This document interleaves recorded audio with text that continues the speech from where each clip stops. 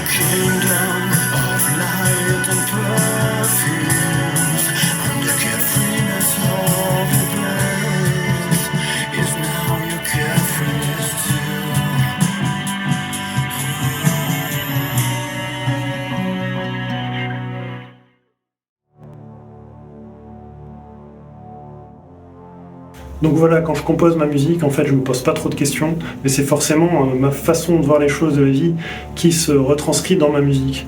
Donc là, on l'a vu aujourd'hui avec The Morning Path du projet Stories of Attachment and Deliverance. C'est l'idée d'un cheminement sur un sentier.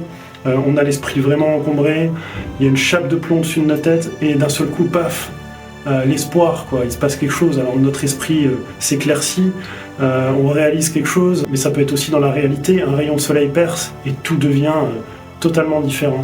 Mais aussi dans mes morceaux épiques, ça peut être, je sais pas, l'imagerie d'une traversée en forêt, donc très sombre, la forêt dense, on est dans l'obscurité, et d'un seul coup, dans le paysage, hop, une ouverture, un panorama s'offre à nous, et là, tout de suite, tout s'éclaircit.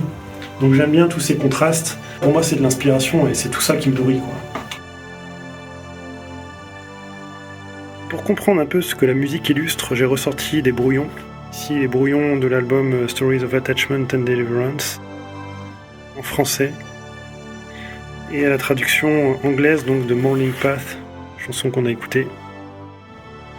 Il est important de comprendre ce que la musique illustre en matière de texte, ce que ça raconte, quoi. Donc il est question d'un sentier ombragé sur lequel on chemine, l'esprit lourd, pèse les nuages, cette lourde chape noire et menaçante.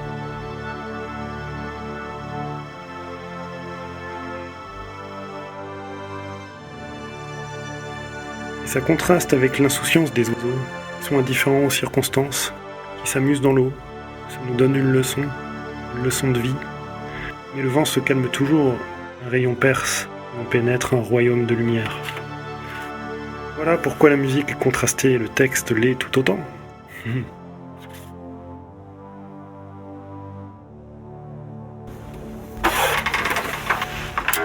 Donc voilà, je vais vous donner un autre exemple d'un morceau qui n'est pas dans les albums à rééditer, mais qui est un morceau que j'ai sorti déjà sur les réseaux, sur les plateformes de streaming aussi, qui s'appelait Poésie du Monde, et qui faisait partie d'un projet qui s'appelle Ombrelume.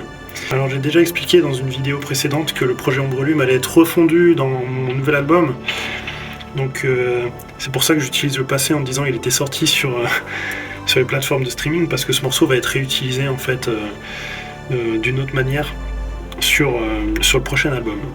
Mais il y a deux parties dans ce morceau, une partie assez sombre et une partie tout de suite qui s'élève.